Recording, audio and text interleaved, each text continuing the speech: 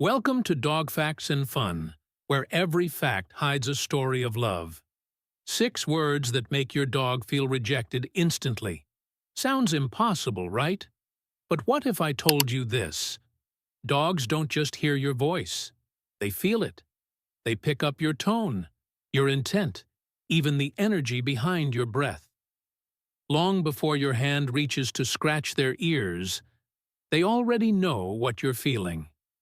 Today, you'll learn how 6 careless words, spoken without awareness, can do something heartbreaking. They make your dog feel like they don't belong with you. And before we dive in, here's something I promise. If you love your dog even half as much as they love you, stay till the end. Because one of these 6 words might just explain why your dog avoids your gaze tonight. Take a second to like and subscribe, not for me, but for your dog. Because every time you do, you help grow this quiet space for stories, science, and love. If you're watching this, your dog already chose you. So let's begin. 1. Go away. It's just 2 words. But to a dog, it echoes louder than you think. Maybe you said it when you were tired, when they nudged your hand for the 5th time, when their paws clicked across the floor while you were on the phone. You didn't yell. You didn't even mean it harshly. But your tone said enough. Dogs don't just register volume, they read space. And when you say, "Go away," what they feel isn't instruction. It's exclusion. In the wild, being pushed out of the group meant danger. So even now in your quiet living room, those 2 words carry a weight their instincts still remember. It's not about the meaning. It's about the message underneath. You're not wanted right now. And for a creature wired for connection, that message cuts deeper than you realize. Behavioral science tells us that dogs thrive in environments of predictable affection, not perfection. So a consistent signal of rejection, no matter how soft, becomes more than just a moment. It becomes a memory. You may have forgotten you ever said it, but they didn't. Because that time they came near, and you said, "Go away." They paused. They hesitated. And maybe the next time they didn't come at all. Try this instead. The next time your dog comes over at the wrong moment, pause. Place a hand on your chest. Say softly, "Just a second." That tone, that energy. It keeps the door open, because "go away" doesn't just move their body back. It moves their heart back too. And if there's one thing we know about dogs, it's that they don't walk away unless they're taught to. 2. Leave me. You didn't mean to push them away. You just needed space. Maybe it was a hard day, a rough call, a wave of sadness you couldn't name. And they came, quietly, softly, pressing their head into your leg. Because that's what dogs do when they sense something off. They don't ask questions. They offer presence. But then you said it, "Leave me." And your dog, who doesn't speak English, still heard the ache in your voice, still saw your shoulders tense, still felt the door close. Here's what science tells us. In emotionally bonded dogs, stress levels rise when their humans show signs of withdrawal.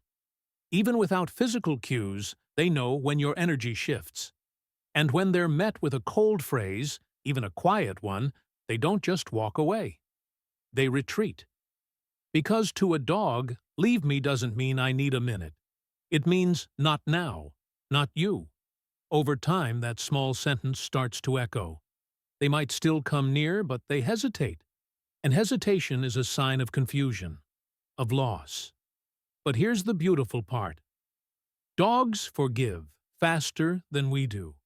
If you've ever said, "Leave me," and they still circled back 10 minutes later, tail low but hopeful, that wasn't persistence. That was love trying again. Next time, try this instead. Whisper one moment. Let your tone carry kindness even if your words are few, because dogs don't need you to be perfect. They just need to know they're still allowed near your heart even on the hard days. Leave me might feel like protection, but to them, it sounds like goodbye. 3. Bad dog. It slips out fast, like a reflex. Something crashes. A shoe gets chewed. You frown, and the words follow, bad dog. But here's the thing, your dog doesn't know what bad means. They don't understand morals. They don't reflect on past mistakes.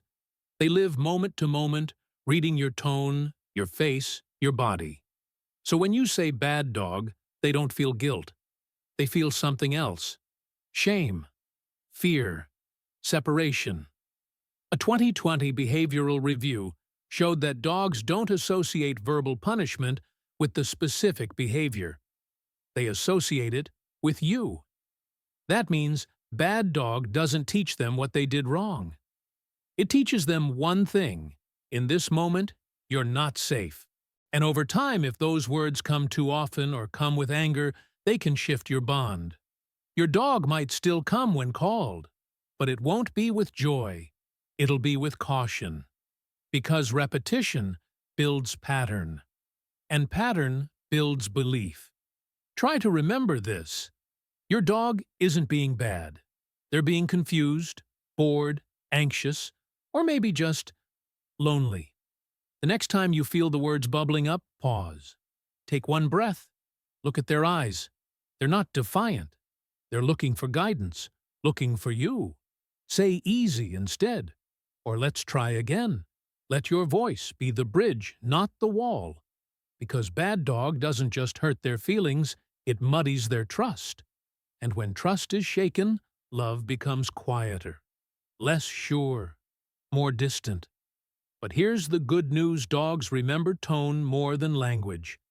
And every warm word you say afterward, every good job, every that's better, helps rebuild the story. They don't want to get it right. They want to get it right for you. So leave bad behind. Choose better.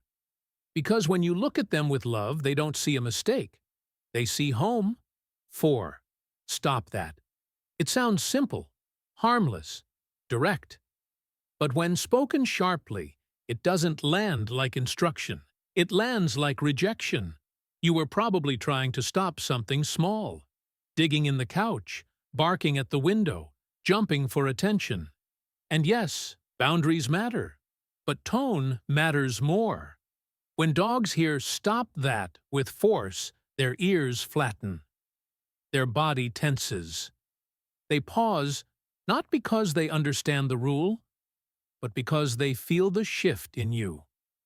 Research from the University of Lincoln found that dogs mirror human stress levels in real time. Your voice tightens, their heart rate rises. You grow frustrated, they grow uncertain.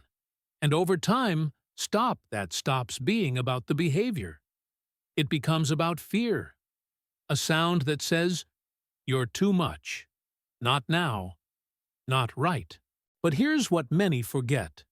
Most of the things we correct in dogs are ways they ask for connection.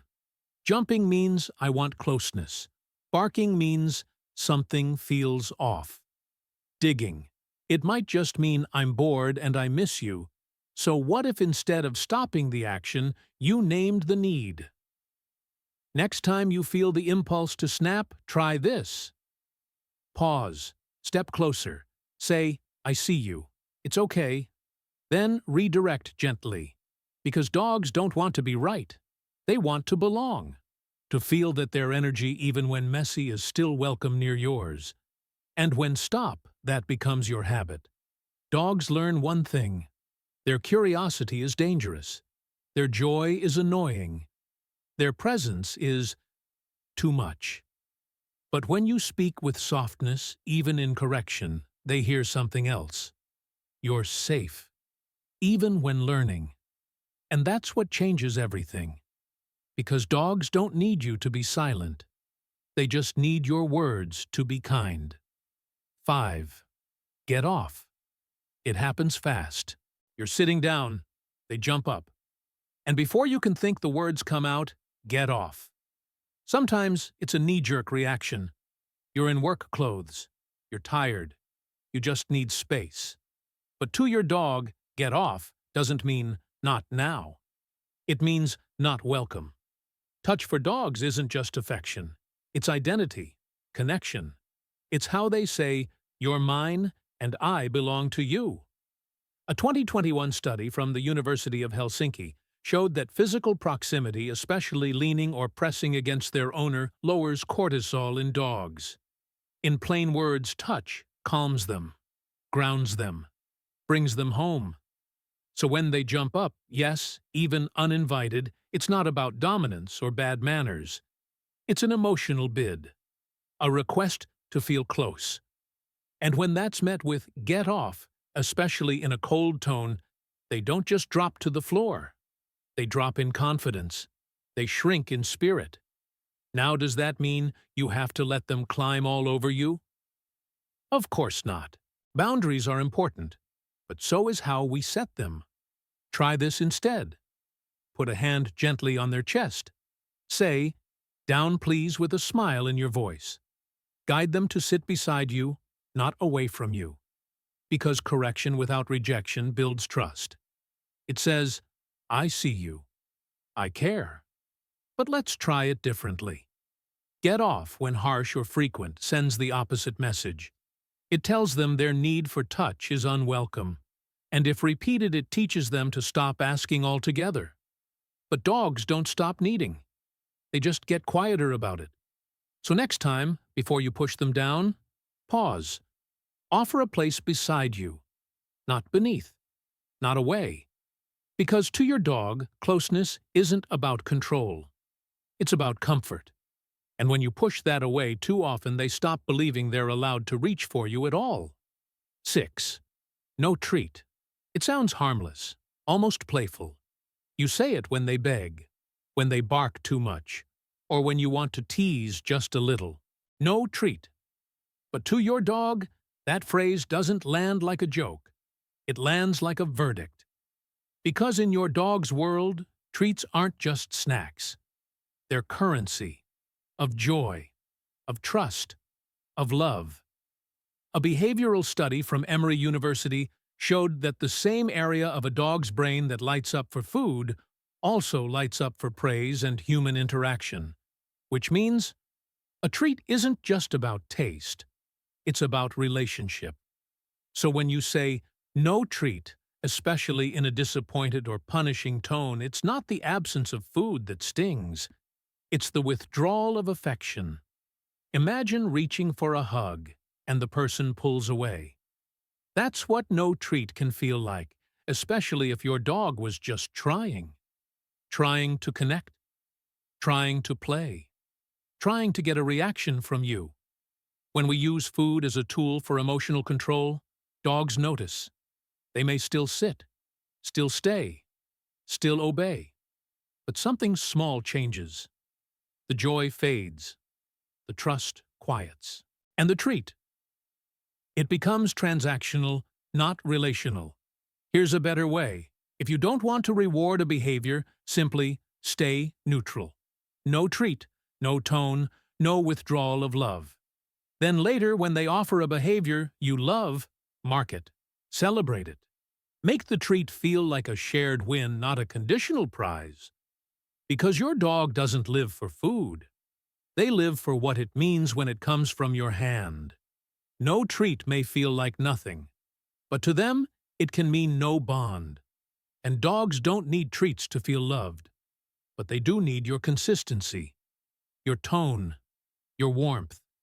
Give that freely. Give it first. The treats they'll follow. Let's take a breath. 6 words. So ordinary, so easy to miss. But in the quiet language of dogs, they carry weight. Not because of the words themselves, but because of how you say them. When your tone is tired, they notice. When your energy pulls away, they feel it. And when your voice softens again, they come back. Because dogs forgive quickly, but they never forget how you make them feel. So tonight, remember this. Go away doesn't just move their feet. It moves their heart. Leave me creates distance where comfort was needed. Bad dog builds fear where guidance was enough. Stop that interrupts joy instead of redirecting it. Get off says no to closeness. And no treat. It turns love into a transaction. But you can rewrite every word. With tone. With presence. With care. Because you're not training a machine. You're speaking to a soul. And if any part of this resonated with you, if you saw your own dog in these stories, let them know tonight. Say their name gently. Stroke their ears. Sit beside them, not above them. And say nothing at all. Because sometimes the loudest way to say, I love you, is just staying still and meaning it. If this video helped you see your dog differently, or deeper, subscribe. Not for me, but for them. So you never miss another quiet truth that brings you closer. And tell me in the comments, which word hit home for you? Which moment reminded you of your dog? I read every story. Because every dog deserves to be heard, even in silence.